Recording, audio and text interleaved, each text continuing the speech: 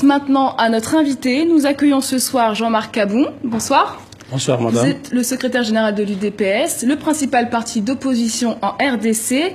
Ça fait 7 mois que le corps de votre leader historique Étienne Tshisekedi est à Bruxelles. Sa veuve Marthe a même lancé un appel sur notre chaîne. À quand son rapatriement?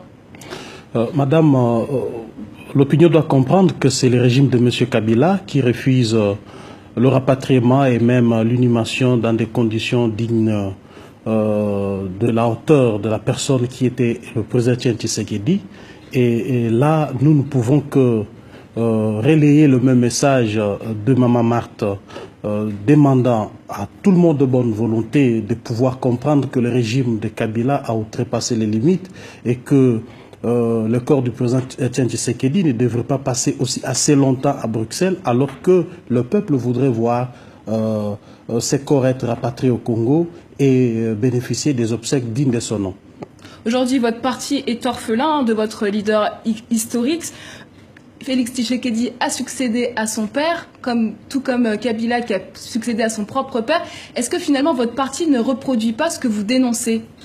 Il faudra vraiment dire la vérité à ces sujets. Félix Tshisekedi n'a jamais succédé à son père. L'UDPS est un parti organisé qui a des statuts et des règlements.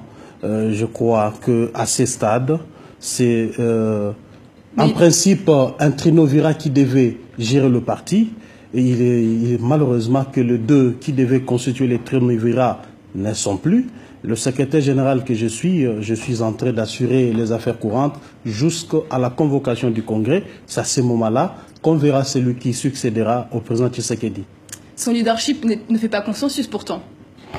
Mais non, c'est pas quelqu'un de dire quoi que ce soit. Nous attendons le Congrès. C'est le Congrès qui élira le nouveau président de l'UDPS. Et aujourd'hui, avec la disparition d'Étienne Tshisekedi, Moïse Katumbi, dissident au pouvoir, semble prendre un certain leadership sur vous. Pas du tout. Moïse Katumbi, c'est un partenaire du rassemblement.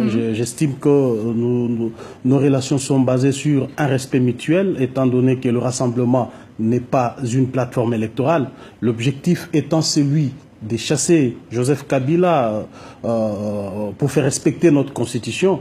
Je crois que les débats n'existent pas à ce niveau. Est-ce que finalement vous n'êtes pas trop divisé pour faire plier Joseph Kabila? Pas du tout. Je ne crois pas parce que le peuple est unanime. Il y a une conscience collective actuellement au pays qui voudrait voir Joseph Kabila partir pour laisser place à la démocratie, à l'alternance. Mais nous constatons que Joseph Kabila durcit son régime, il foule au pied toutes les lois. Et aujourd'hui, la situation qui est dramatique au pays, c'est celle de la non-application de l'accord qui nous met un tout petit peu en difficulté, mais je crois que le peuple l'emportera.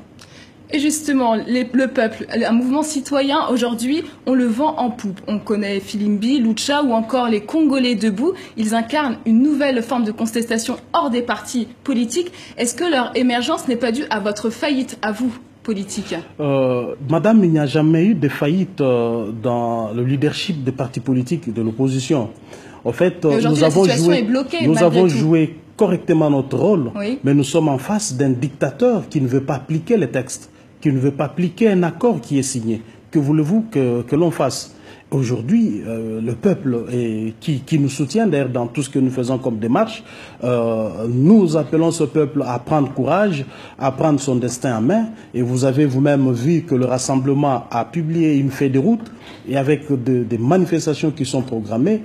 Les journées villes mortes ont été un succès et les étapes suivantes vont définir la suite des événements. Quelles seront les étapes suivantes? Nous pensons qu'au-delà des actions, notamment les villes mortes et la désobéissance civile qui vont toucher les intérêts économiques et financiers du régime, l'UDPS propose aussi que l'opposition s'érénise d'abord et organise des grandes manifestations, de grandes envergures et même, vous venez là de citer le mouvement citoyen, nous les appelons aussi à venir ensemble, nous pouvons arriver et je crois bien que nous arriverons à un résultat. Merci beaucoup Jean-Marc Kaboun d'avoir accepté notre invitation. Merci beaucoup.